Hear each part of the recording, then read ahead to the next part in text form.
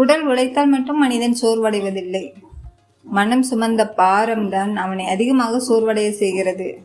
சில நேரங்களில் தூக்கம் தேவைப்படுவதே இல்லை, அமைதிதான் தேவைப்படுகிறது.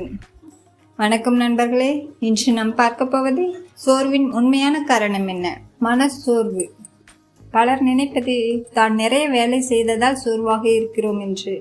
ஆனால் உண்மையில் பல நேரங்களில் உடல் அல்ல, மனம்தான் சோர்வாக இருக்கிறது. நேற்றைய தவறுகள், நாளைய கவலைகள், மற்றவர்களின் விமர்சனங்கள் நம்மை அறியாமலேயே நம்மை சோர்வடைய செய்கின்றன. ஒரு பையை தொடர்ந்து தூக்கி கொண்டு நடந்தால் கை வலிக்கும். அதேபோல் கவலைகளை தொடர்ந்து மனதில் சுமந்தால் மனம் வலிக்கும். ஓய்வு என்பது சோம்பேறித்தனம் அல்ல, அது மீண்டும் வலிமையாக திரும்புவதற்கான நேரம்.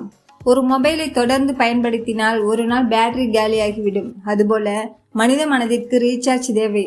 சில நிமிட அமைதி, சிறிய நடைப்பயிற்சி, இயற்கையை ரசித்தல், ஆழ்ந்த மூச்சு விடுதல், இவை அனைத்து மனதை புத்துணர்ச்சி அடைய செய்கின்றன.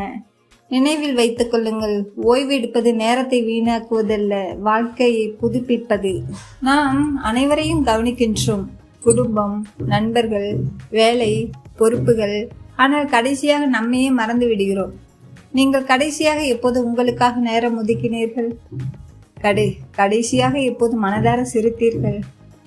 கடைசியாக எப்போது அமைதியாக அமர்ந்து உங்களுடன் பேசினீர்களா?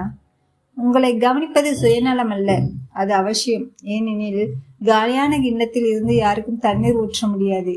முதலில் உங்களை நீங்கள் நிரப்பிக் கொள்ளுங்கள். நண்பர்களே, சோர்வாக இருந்தால் உங்களை குறை சொல்லாதீர்கள். சிறிது நேரம் நின்று கொள்ளுங்கள். மூச்சை ஆழமாக இழுத்து விடுங்கள். மனதை அமைதிப்படுத்துங்கள். ஓய்வெடுங்கள். உங்களையும் கவனியுங்கள். பிறகு பாருங்கள், இன்று சோர்வாக தெரியும் பாதையை நாளை நம்பிக்கையுடன் தெரியும்.